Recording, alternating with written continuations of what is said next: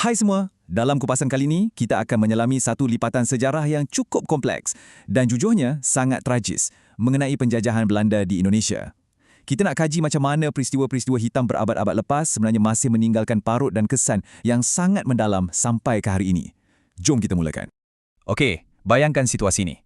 Tarikhnya 9 Disember 1947, di sebuah kampung bernama Rawa Gede. Tentera Belanda datang dengan arahan untuk membersihkan kawasan tersebut.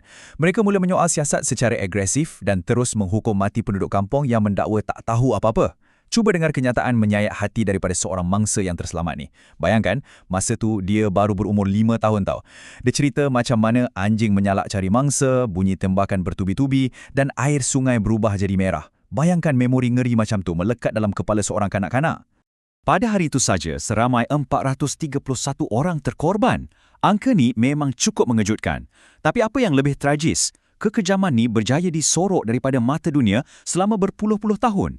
Memang dunia luar tak tahu, sehinggalah pada tahun 2011, seorang aktivis bernama Jeffrey Pondak berani failkan saman dan akhirnya berjaya pecahkan tembok kesunyian tu. Perjuangan dialah yang memaksa sejarah gelap ini diheret ke muka pengadilan.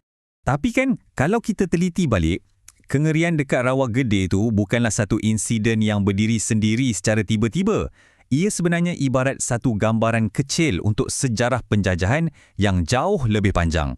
Semuanya bermula seawal era monopoli perdagangan rempah pada tahun 1600-an sampailah ke detik pengisytiharan kemerdekaan pada tahun 1945. Jadi, mari kita undur masa sejenak ke zaman di mana berabad-abad kekejaman penjajah mula mencengkam. Kita balik ke awal abad ke-17. Masa tu, Governor General Jan Pieterszoon Koen sanggup mulakan peperangan besar-besaran semata-mata nak kawal monopoli buah pala di Kepulauan Banda. Ya, buah pala. Masa tu, nilai rempah ni dikira jauh lebih berharga daripada emas. Demi rempah, mereka sanggup bayar harganya dengan nyawa. Tindakan rakus Belanda ni membawa kepada kemusnahan teruk, perhambaan dan pengusiran kejam penduduk asal Banda. Sampaikan pengkaji sejarah moden hari ini secara terang-terangan labelkan peristiwa itu sebagai kes klasik genosid atau pembunuhan beramai-ramai. Memang dahsyat. Dan eksploitasi ni bukan sekadar letusan keganasan rawak tau, ia memang dirancang rapi. Masuk abad ke-19, sistem ni makin berevolusi jadi apa yang dipanggil sistem tanaman di Pulau Jawa. Bayangkan, penduduk kampung dipaksa serahkan tanah mereka bukan untuk tanam makanan keluarga tapi untuk hasilkan kopi dan gula ekspor untuk Belanda. Kesannya sangat tragis. Orang tempatan hilang punca makanan asas yang akhirnya membawa kepada kebuluran besar-besaran dan kematian yang mengerikan akibat penyakit. Kenapa sistem kejam ni diteruskan? Sebab buruh paksa nilah lubuk duit bagi empayar Belanda.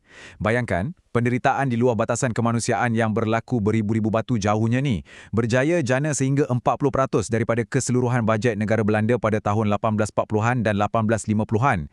Kiranya, kekayaan sebuah negara Eropah masa tu sebenarnya ditanggung sepenuhnya oleh darah dan peluh orang Asia Tenggara. Tapi sudah tentu penduduk Nusantara tak hanya berdiam diri dan pasrah kan? Dari penderitaan ini, muncullah benih-benih penentangan. Jom kita beralih ke tahun 1873 dekat Sumatera Utara. Kesultanan Aceh bangkit melawan. Matlamat mereka jelas, nak lindungi kedaulatan tanah air dan pertahankan bekalan lada hitam terbesar dunia milik mereka. Macam mana Belanda balas penentangan ni? Mereka guna taktik kotor, bumi hangus. Habis segala rumah kediaman dan ladang dimusnahkan. Perang ni bukan sekejap ya, ia berlanjutan sampai 30 tahun lamanya. 3 dekad peperangan yang meragut puluhan ribu nyawa dan memaksa ramai lagi melarikan diri demi kelangsungan hidup. Masuk awal abad ke-20, api kemarahan ni mula merebak. Ia mencetuskan fenomena kebangkitan nasional Indonesia. Pemimpin dan rakyat akar umbi mula sedar mereka kena bersatu. Mereka mula kumpulkan orang ramai melalui perjumpaan besar-besaran merentasi Kepulauan Jawa dan Sumatera semata-mata untuk membina satu identiti kolektif. Identiti yang kuat untuk mencabar dan menentang dominasi asing sepenuhnya. Dan kebangkitan ini akhirnya membawa kepada fasa penentu sejarah mereka, iaitu Perang Kemerdekaan. Momentum kebangkitan yang makin kuat ni tiba-tiba bertembung dengan krisis global Perang Dunia Kedua.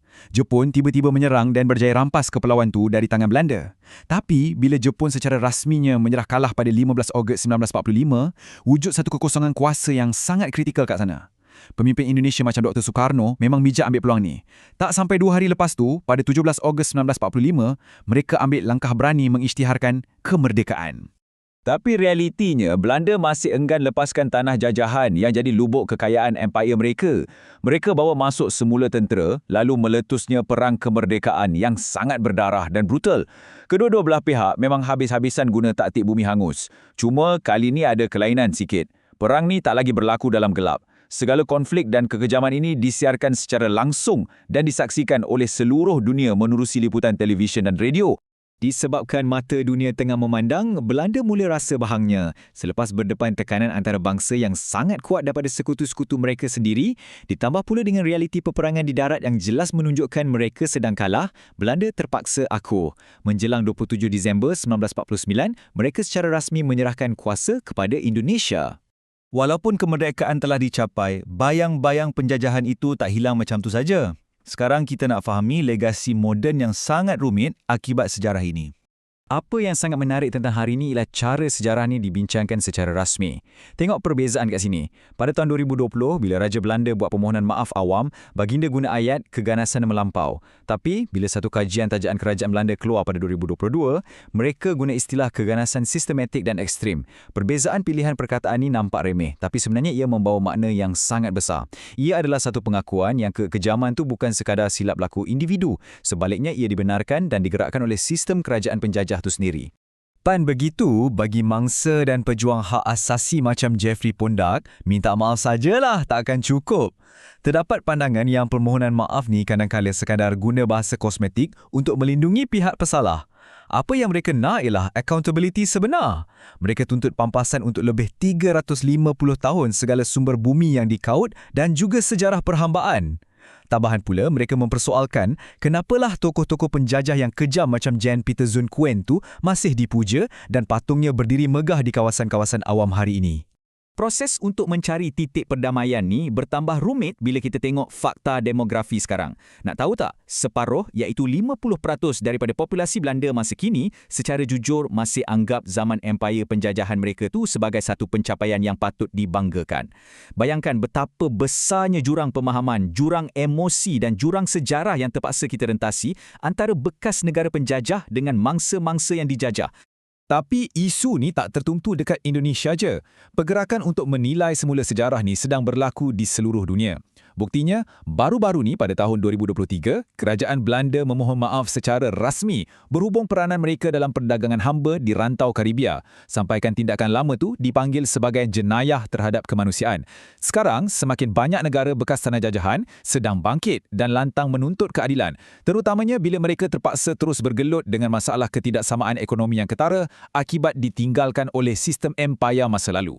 Dan ini membawa kita ke penghujung sesi penerokaan kita. Saya nak tinggalkan anda semua dengan satu persoalan yang agak mendalam. Bolehkah permohonan maaf moden atau apa jua bentuk pampasan kewangan benar-benar memadam atau menebus semula kemusnahan, keperitan dan keganasan sistemik yang telah dirancang dan berlaku selama 350 tahun? Mungkin tiada jawapan yang mudah, tapi bagaimana dunia merungkai persoalan inilah yang bakal mencorak masa depan hubungan global kita. Terima kasih banyak-banyak sebab sudi sertai saya mendalami sejarah yang sangat memberi impak ni. Jumpa lagi.